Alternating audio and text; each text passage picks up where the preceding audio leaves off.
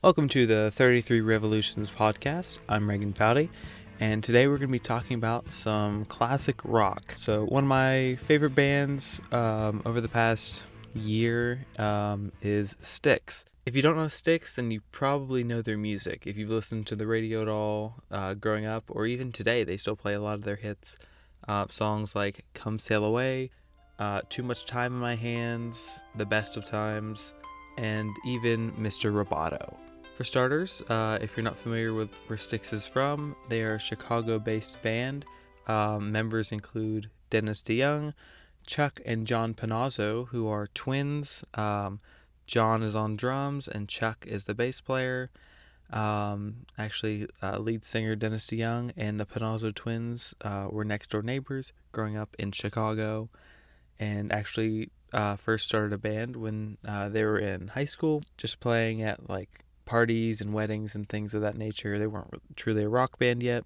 Once lead singer Dennis DeYoung saw the Beatles on the Ed Sullivan Show, he was completely changed. He wanted to play that type of music. He wanted to join the Beatles, either that or be just as good as them. So he kind of set out wanting to form his own full band, and they kind of went on from there. They were first known as the Trade Winds, and then they eventually changed their name to TW4 and stayed that way throughout the late 60s and even early 70s. That was until they got their first real record deal from a record label by the name of Wooden Nickel Records. It wasn't a nationally known record label, very small record label, but it was something, and that was a big step for them. So they took the record deal and they released a few albums. So STYX' debut album came out in 1972, just a self-titled album, STYX. The following year, they released an album titled STYX 2, then The Serpent is Rising, then an album called Man of Miracles in 1974, and that was their last under the record label of Wooden Nickel. They just signed a deal with A&M Records. They're coming out with an album in 1975 called Equinox, which actually had a couple really pretty good songs on it, Sweet Madam Blue being one of the most prominent on the entire album.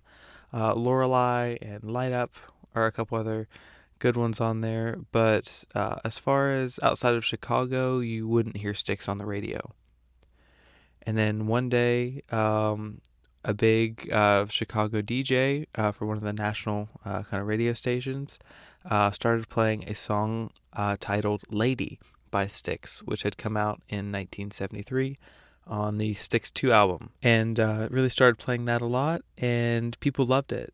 People were buying it, and those singles were still listed under Wooden Nickel, and they had trouble keeping up, sending out all of those singles, and Lady made it to number 6 on the Billboard Hot 100 chart.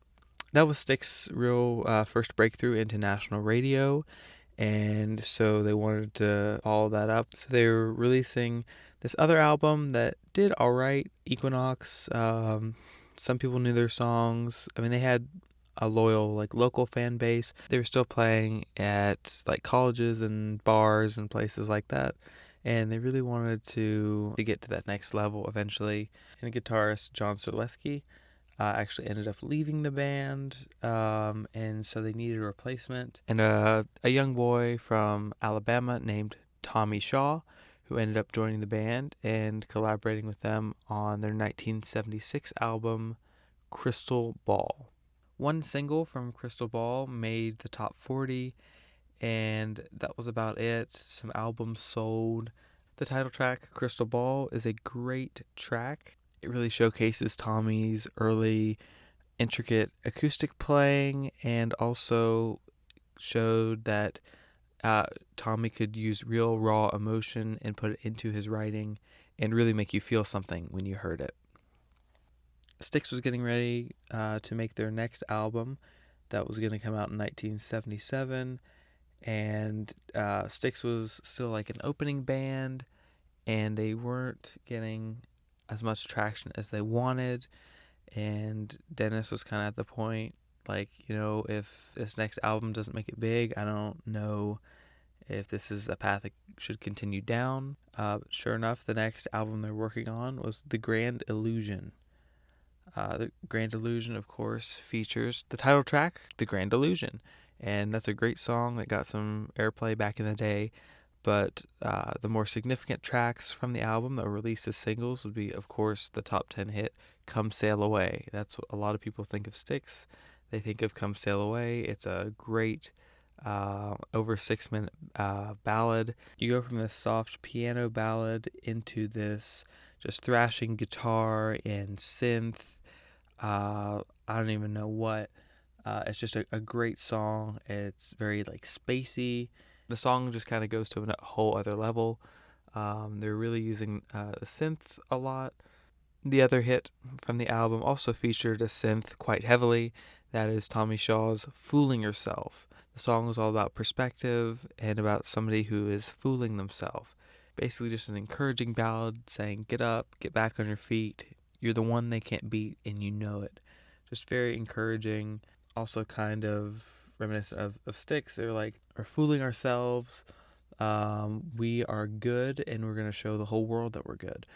And they did with The Grand Illusion. The whole album, I could listen to all those songs. Other great songs include James Young's Miss America, just some great power chords played on that between his very powerful vocals on Miss America, or along accompanying his strong guitar playing. It's just a great rocker. Other great songs include Man in the Wilderness, another Tommy Shaw ballad. Some of the inspiration behind the track would be that I believe Tommy Shaw's brother was a Vietnam War veteran, and after seeing him come back from war, thankfully, but this how war affected his brother and things like that, and just really some perspective on what that does to a person, and just some really heavy themes within that song. Now, STYX followed up with another strong album in 1978, a very progressive, heavy album, that being Pieces of 8. Now, this album had a lot of hits, and not really for Dennis DeYoung. He obviously contributed, but the three top charting singles from Pieces of 8 were sang by Tommy Shaw. Tommy Shaw was on lead vocals for the top 3 tracks of Pieces of 8, and that really let people know who Tommy was. He was a rocker. One of the biggest tracks on the album was Renegade. Renegade you'll still hear a lot today in commercials. Pittsburgh Steelers use Renegade as an anthem before football games, and you'll still hear it at smaller sport events too, just kind of like some hype music preparing for a game. You'll hear Renegade a lot. It's one of the songs I hear the most probably of STYX. Then you've got another rocker in Blue Collar Man, just following themes of someone who is unemployed but really wants a job and wants to get their life in order. Give me a job, give me security, give me a chance to survive, to quote some lyrics from the song. The opening is a really like heavy like organ sound to it, and it's just a great song, and accompanied by some great guitar playing by Shaw and James Young. And also later in the track you get some fun vocals by Dennis DeYoung and James Young, just some really high-pitched vocals accompanying Tommy's actual lyrics. And then the third track that did pretty decent was Sing for the Day. Almost sounds like a musical. It's kind of whimsical. Tommy Shaw singing, sing for the day, sing for the moment, sing for the time of your life. Talks about a girl named Hannah, and just explores themes of, I guess, like a relationship. And a fun fact, Tommy Shaw named his first daughter Hannah, I believe, after that song, and so that's pretty cool. Kind of a cool reference as well. And yeah, so Tommy Shaw was all over that album. Dennis had some decent stuff on the album too. It just, it wasn't quite the rocking sound like Tommy Shaw that I guess markets are looking for. Some songs you just have to give it a chance. There's some DeYoung songs on there that you just gotta listen to for a minute to really get into. I'm Okay is a great one. Dennis, while he's singing the song, is proclaiming, "I'm okay. I finally found the person I've been searching for." I could actually see "I'm okay" being a really great crowd song. There's a really great segment at the end where you have at least three vocals at the end, probably Shaw, DeYoung, and James Young, just all saying like, "I'm okay, I'm all right." Just overall, just Pieces of Eight, a great album. Now the album after that would be Cornerstone. Cornerstone features STYX' one and only number one hit. Coming from a band who had released Come Sail Away, Miss America, Fooling Yourself, Renegade, Blue Collar Man, all these great rockers. And then their number one hit is, of course, Dennis DeYoung's Babe, a song he wrote for his wife for her birthday. He was never supposed to really release it. He didn't want to. He got really good reception from the song in front of family he played it for at a party, and it was really well received. They're like, that was actually pretty good. I think you've got something there. But the original tapes, Dennis was just messing around with the keys, and he could never quite repeat that noodling or whatever you want to call that, what he does at the beginning there of Babe, and he couldn't quite repeat that. And so they kept the original demo tape and just laid some guitar over that. And Dennis sang background for himself. So definitely kind of a strange one. Also, tensions were getting a little bit high. Dennis had Babe, and then he was going to write another ballad type song for the album. And so the other guys kind of kicked him out for like a couple months, which is kind of crazy. But they eventually wanted him back. They're like, we need Dennis. And so Cornerstone did all right. It sold fine. You had a number one hit, Babe, a couple other hits, Borrowed Time, I think was another hit. Tommy Shaw, one of my favorite Tommy Shaw songs is on this album actually. Boat on the River. Did not do well in the States, but in other countries, somewhere like Switzerland and maybe a couple other countries, European countries, just picked it up and they liked it. Tommy Shaw has joked that any other country that has recorded this song could make it sound like their native folk song.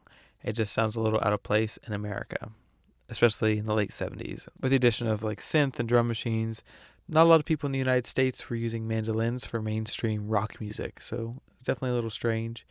But some European countries liked it, and I like it too. In 1981, they released their highest charting album, that being Paradise Theater.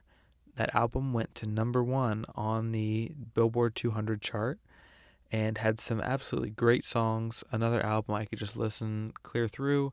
An album that's honestly better if you listen from start to finish. You start off with a short intro that it's called like 80 1928, I believe it is. And so basically the whole story behind this album is like a fictional Chicago theater that opened in 1928, and like this theater just opened, everybody's going to it. So the tracks in order are 80 1928, as I'm just talking about. Then it goes into Rockin' the Paradise. This is a super rockin' ballad. Some great Dennis DeYoung vocals on this. I think this song charted. I don't remember how well it did. I don't know that it was a huge hit, but people were buying singles. Then it goes into Tommy Shaw's only top 10 hit in the United States, with STYX, that being Too Much Time on My Hands. A great rock song. Tommy has already been singing about unemployment with Blue Collar Man. A few years later, he's talking about too much time in my hands, basically someone kind of in the same scenario. Maybe not necessarily they're looking for a job. They're just like, they've got too much time in their hands. They're just sitting on a bar stool, just acting like a fool. Basically, someone just kind of wasting their life away, too much time on their hands, think they can do anything and everything, just sounds like a lazy person. But it's a real rockin' song, though. I especially love the clock alarm sound that plays at the end. It's just really the icing on the cake there. The next song is another song I think that charted decent, not like a hit status, but Nothing Ever Goes as Planned is basically just kind of like a rock and reggae.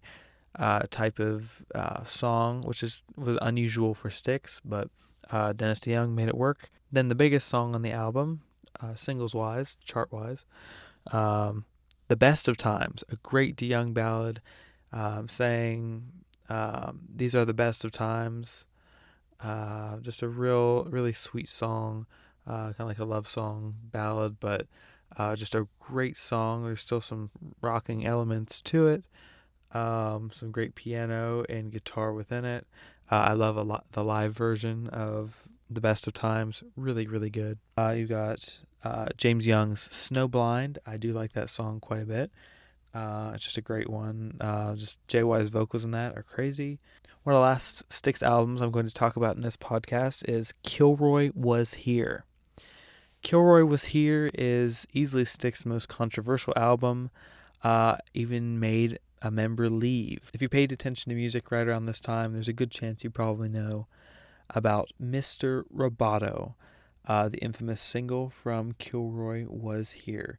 Now, this was quite a different sound from STYX. This wasn't just any single. This went along with a storyline by a concept of Dennis DeYoung. I don't think the concept is terrible, but I think there's definitely some things that DeYoung got wrong during this period. It's kind of a cool concept. Could it have been a solo project? Probably.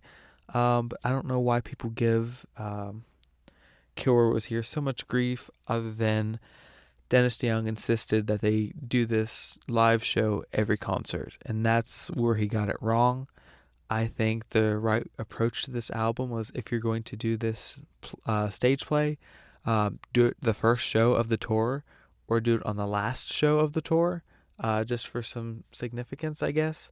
But do not do it every single show. Not everybody's going to love it. If it's for the first or last show, people can endure. I think people are going to like it, think it's cool, be like, oh, like it's special because it never happened again. Sell your VHS set or whatever you want to do, like the taped show. I think that would have been a better way. I believe that would have been a better way to go about it.